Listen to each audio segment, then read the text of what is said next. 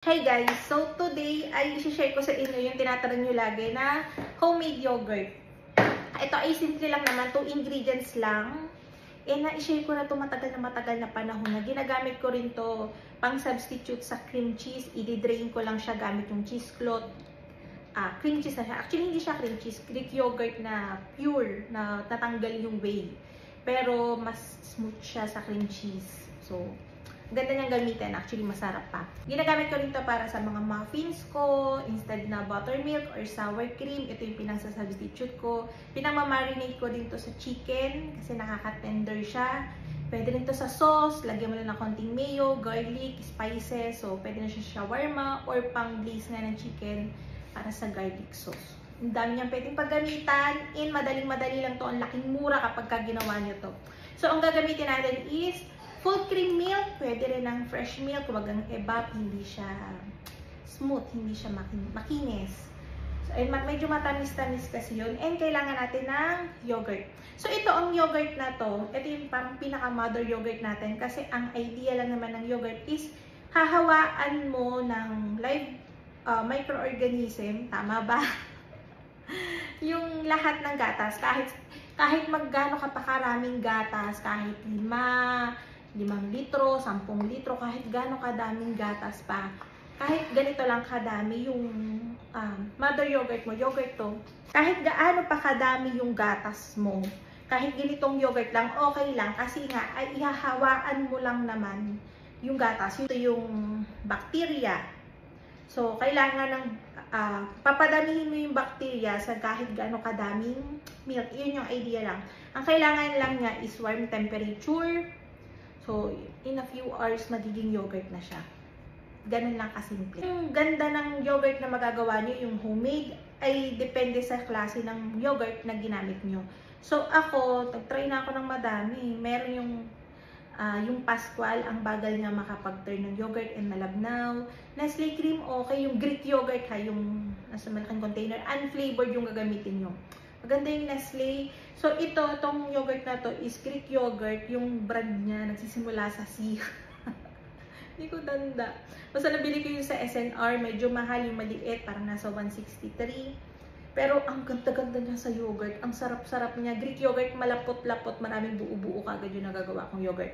So, pag sinala ko sa cheesecloth, kung sakaling gusto kong gumawa ng cream cheese, so, ang dami kong nai-yield. Kaya pili kayo na magandang yogurt, wag yung flavor. Kailangan natin ng malinis na pan. Binantoan ko yan ng mainit na tubig. Ano bang Tagalog sa binantoan? Binusa ko yung mainit na tubig para ma-sterilize.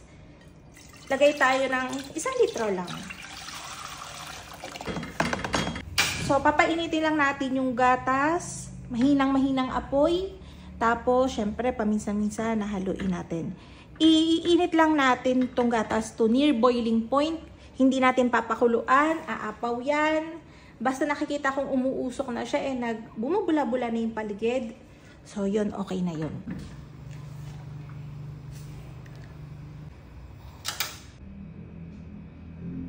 After na kumulo, papalamigin lang natin to ng maligamgam. Hanggang sa maligamgam. Pampaligo ng baby yung temperature. Hindi ko alam yung temperature pagka binarel or yung kaya thermometer, pero basta yung pampaligo ng baby na temperature.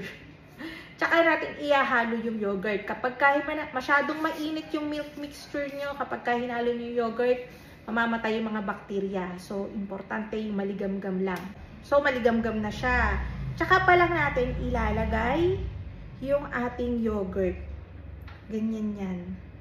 Napapansin ko lang, kapag marami akong yogurt na ina-add, mas mabilis siyang mag-turn ng yogurt. So, ginagawa ko, ginadamihan ko na. Dati kasi konti-konti lang yung tinitira ko kasi. So, ito kasi, hindi na ako bumibili ng paulit-ulit ng yogurt. Ginagawa ko na lang, gumawa ako ngayon. So, magtatabi na kagad ako dyan ng kakaunti para sa susunod, may gagamitin na ako. So, ganun lang. Ang laki ng tipid ko dito kasi isipin nyo magkano ang isang 500 grams ng yogurt yung nakaganon. Nasa 220 plus na. So, ito, kahit gano'ng kadami ang gusto kong gawin, magagawa ko ng, ang binibili ko lang is yung gatas lang. Diba?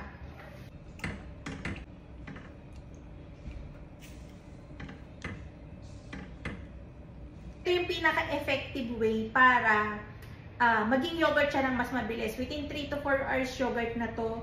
Before kasi do sa video ko sa YouTube, 6 years ago nga, ano siya, ang daming nagko-comment doon na nagawa nila. Marami ding nagko-comment na nagawa nila, naging yogurt, pero naging mapait. May aftertaste na mapait. Cause nun is na-over-ferment. Kasi before, gabi ko siya ginagawa, medyo malamig. So, inabot ako ng 10 hours para maging yogurt siya. Ito, 3 to 4 hours lang to, promise. So, gawin, meron ako ditong bowl na mayroong mainit na tubig. Hindi boiling water, mainit lang. Ilalagay ko itong mixture natin. Then, i-cover ko siya. Again, ang kailangan nito is warm temperature. Kapag ka nakit natin siya sa ganung temperature, sa warm, mas mabilis na dami yung bacteria.